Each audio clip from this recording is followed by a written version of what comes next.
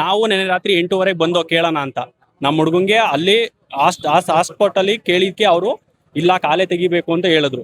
ಅದಕ್ಕೆ ನಾವು ಇವ್ರ ಹತ್ರ ಬಂದು ನ್ಯಾಯ ಕೇಳೋಣ ಅಂತ ಬಂದಿಗೆ ವಿಕಾಸ್ ಡಾಕ್ಟರ್ ಏನಂತ ಹೇಳಿದ್ರು, 99% ನಾನೇ ಹೇಳ್ತಿದ್ದೀನಿ ಆಗುತ್ತೆ. ನನಗೆ ಗೊತ್ತಿರೋರು ಅವರು ಡಾಕ್ಟ್ರು ಗೋಲ್ಡ್ ಮೆಡಲಿಸ್ಟು ನನ್ನ ಸ್ನೇಹಿತರವರು ಕರ್ಕೊಂಡು ಹೋಗಿ ಅಂತ ಪೀಪಲ್ಟ್ರಿಗೆ ಬರ್ಕೊಟ್ರು. ನಾವು ಅವತ್ತು 11:30 12 ಗಂಟೆ ಸರ್ ಕರ್ಕೊಂಡು ಹೋಗಿದ್ದೀವಿ, ನಾವು ಅಡ್ಮಿಟ್ ಮಾಡಿದ್ದೀವಿ.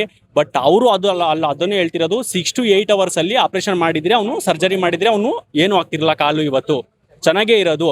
ಬಟ್ ಇವಾಗ ನಾವು ಸರ್ಜರಿ ಮಾಡ್ತೀವಿ, ಬಟ್ ಅವನಿಗೆ ಆರ್ಟಿಕ್ ಪ್ರಾಬ್ಲಮ್ ಆಗುತ್ತೋ ಕಿಡ್ನಿ ಪ್ರಾಬ್ಲಮ್ ಆಗುತ್ತೋ ನಾವು ಹೇಳೋಕ್ಕಾಗಲ್ಲ. ಇಲ್ಲಾಂದ್ರೆ 15 days ಟೈಮ್ ನೋಡಿ ಕಾಲು ತೆಗಿಬೇಕು. ಅವರು ಅದನ್ನೇ ಸರ್ ಹೇಳ್ತಿರೋದು.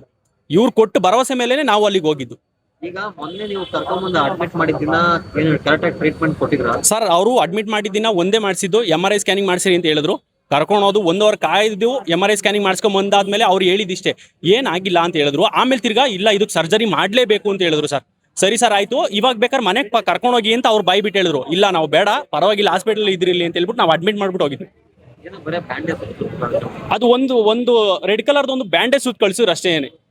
ತಿರ್ಗಾ ಮಂಗಳವಾರ ಮಧ್ಯಾಹ್ನ ಹೇಳಿದ್ರು ಮಾಡಬೇಕು ಅಂತ ಹೇಳಿದ್ರು. ತಿರ್ಗಾ ಬೆಳಗ್ಗೆ ಅವರು ಸರ್ಜರಿ ಮಾಡಿ ಎಷ್ಟಾಗುತ್ತೆ ಅಂದರೆ 1.5 ಇಂದ 2 ಲಕ್ಷ ಆಗುತ್ತೆ ಅಂತ ಹೇಳಿದ್ರು.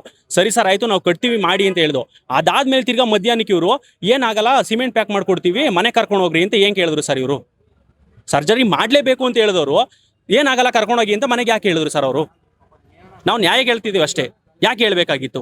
ಇಲ್ಲ 6 to 8 hours ಅಲ್ಲಿ ಸರ್ MRI ಸ್ಕ್ಯಾನಿಂಗ್ ಮಾಡಿಸಿದವರು CT ಸ್ಕ್ಯಾನಿಂಗ್ ಮಾಡಿಸಿರಲ್ಲ ಸರ್. ನಾವು ಅವಾಗ ಹೇಳ್ಬೋದಾಗಿತ್ತಲ್ವಾ ಸರ್, CT ಸ್ಕ್ಯಾನಿಂಗು ಮಾಡಿಸ್ಕೊಂಬನ್ನಿ ಅಂತ.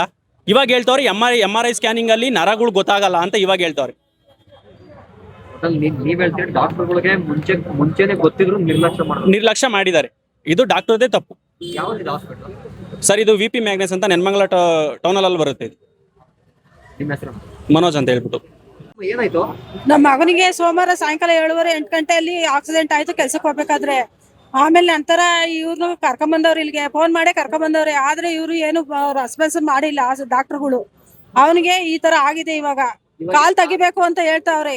ಇವಾಗ ನರ ಎಲ್ಲ ಅಫೆಕ್ಟ್ ಆಗಿದೆ. ಇವರು 6 hourರಿಂದ 8 hour ಒಳಗೆ ಮಾಡ್ಬೇಕಾಗಿತ್ತಂತ ಹಾಸ್ಪಿಟ್ಲು ಇದು ಆಪರೇಷನ್ ಮಾಡಕ್ ಆಗಿಲ್ಲ. ಇವ್ರು ಮಾಡಿಲ್ಲ, ಏನೂ ಆಗಿಲ್ಲ ಅಂತ ಹೇಳಿ ಬ್ಯಾಂಡೇಜ್ ಮಾಡಿ ಕಳ್ಸಿಬಿಟ್ಟವ್ರೆ. ಮನೆ ಕರ್ಕೊಂಡು ಹೋಗಿ ಅಂತ ಹೇಳಿದ್ರೆ ಆದ್ರೂ ನೋವು ತಡ್ಕೊಳಕ್ ಆಗಲ್ಲ ಅಂತ ಹೇಳ್ಬಿಟ್ಟು ಅವನು ತಿರ್ಗಾ ಬೇರೆ ಹಾಸ್ಪಿಟ್ಲಿಗೆ 2-3 ಹಾಸ್ಪಿಟ್ಲ್ ತಿರ್ಗಾಡವ್ರೆ. ಇವಾಗ ಜಾಸ್ತಿ ಟೈಮ್ ಆಗಿರೋದ್ರಿಂದ ಇವಾಗ ಆಪರೇಷನ್ ಮಾಡಕ್ಕಾಗಲ್ಲ, ಕೋಮಕ್ ಹೋಗ್ಬಿಡ್ತಾನೆ, ಇಲ್ಲ ಅಂದ್ರೆ ಹಾರ್ಟ್ಗೆ ಎಫೆಕ್ಟ್ ಆಗುತ್ತೆ ಅಂತ ಹೇಳ್ತಾವ್ರಿ.